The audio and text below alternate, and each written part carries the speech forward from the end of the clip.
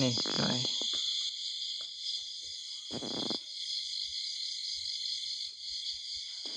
คนหาใส่เบ็ดเปิงพี่หน่อยพี่สาวลาวไปใส่เบ็ดพี่หน่อยได้ไล่เติบทำสักหน่อย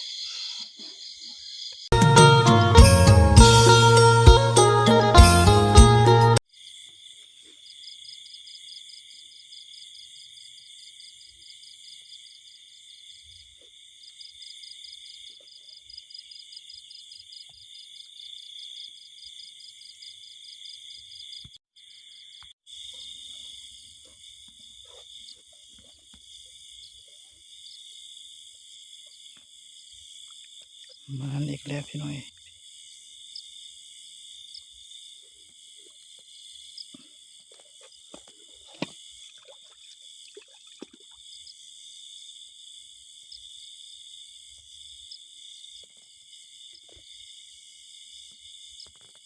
มาอีกแล้วพี่หน่อยตัวหนึ่งนี่พี่หน่อยนี่พี่หน่อยมาอีกแล้วพี่หน่อย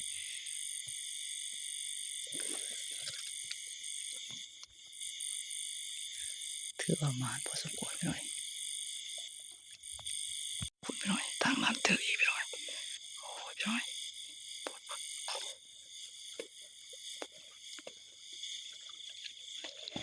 ทางนี้ก็ถือพี่หน่อยโอ้ยทางนี้ก็ถือพี่หน่อยทางนี้ก็ถือพี่หน่อยทางนั้นก็ถือเสียดายพี่หน่อย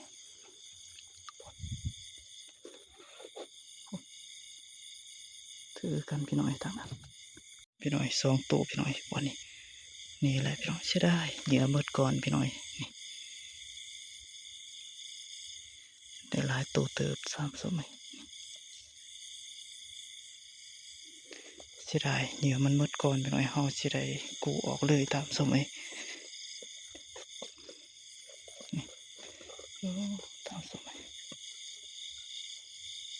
เสียดายเหยื่อหมดพี่หน่อยมาลุ้นทางนี้ยังอยู่พี่หน่อยทางนี้ยัง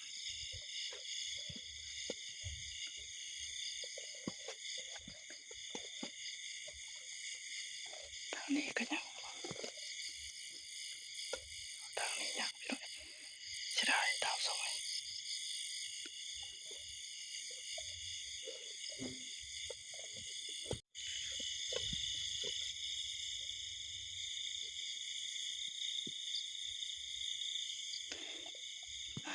ไปก่อนเลยพี่หน่อยพี่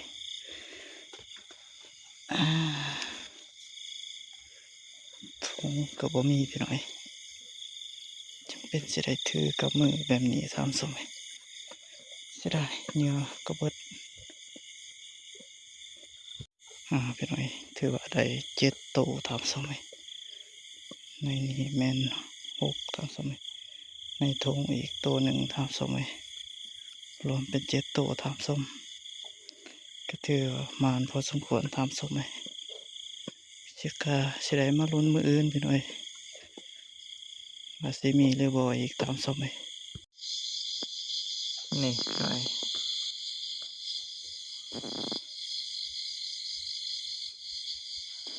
คนหาใส่เบ็ดเปิงพี่หน่อยพี่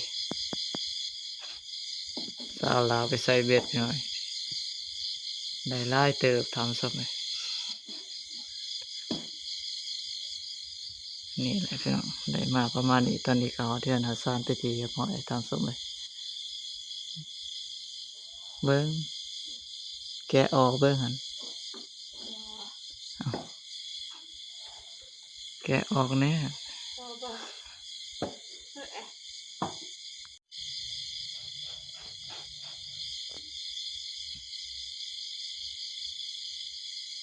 บ่มีเหงื่อหน่อยจำเป็น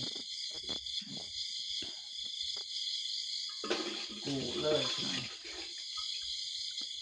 เบ็ดเลยกลางคืนเลยปะแต่โตมันยังทันมัดเหงื่อทำสมัย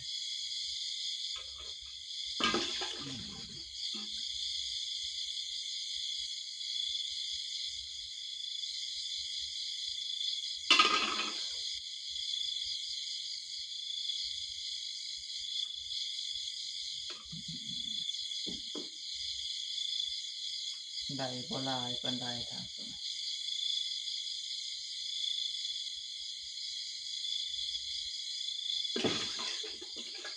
ประมาณปานใด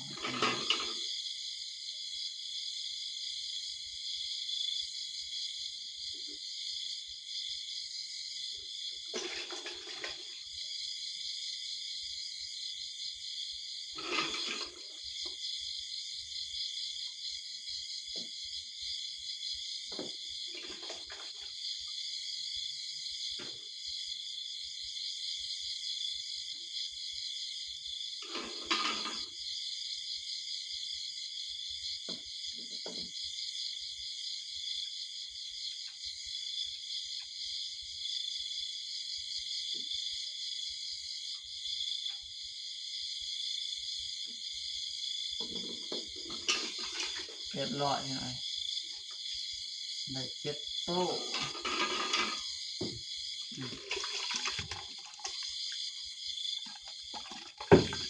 เป็นได้พี่น้อง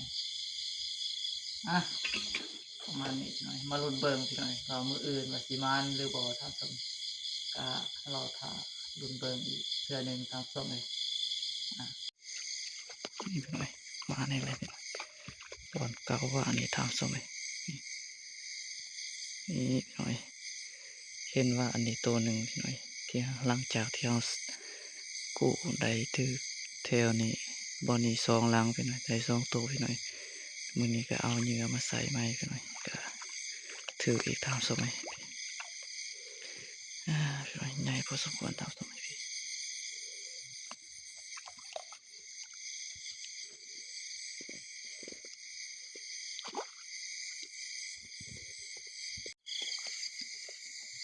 พี่น้อยตัวหนึ่งพี่น้อย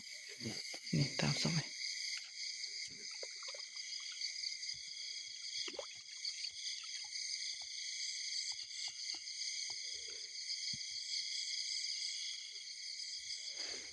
บ่ใหญ่ปานใดพี่น้อยพี่ตัวน้อยๆตามสมัยพี่น้อยเบ็ด60ปลายลังตามสมัยได้กบมีแต่3 ตัวตามสมัยกี่หลายพี่น้อยมื้อนี้ประมาณพี่น้อยกบเขียดก็หายากตามสมัยได้แต่3 ตัวตอนมื้อเช้าพี่น้อยก็ออกมาแต่เช้าๆนะพี่น้อยแต่ดึกๆ4 โมงพี่น้อยตอนนี้ก็5 โมงตามสมัยก็แล้วเรียบร้อยพี่น้อยกูเบ็ดตามสมัยได้3 ตัวตามสมัยยามมื้อเช้าพี่น้อย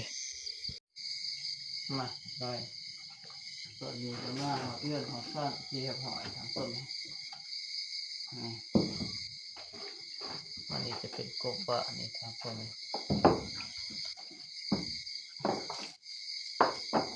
ส่วนกบมันนี่จะประมาณนี้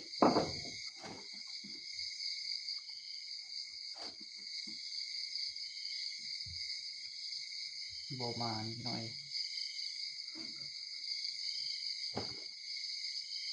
เป็นนักสาวลาวก็ไปนำนะเพียงโบมาน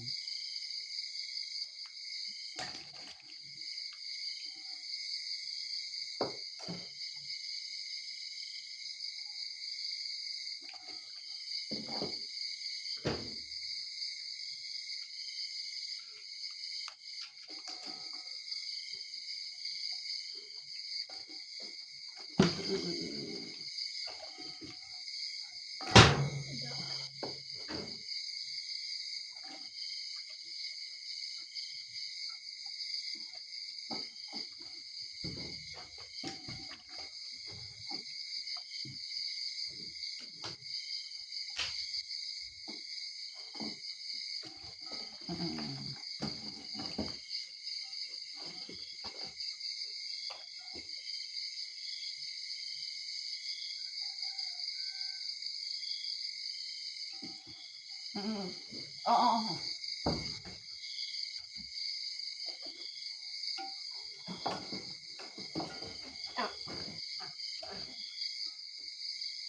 พาไป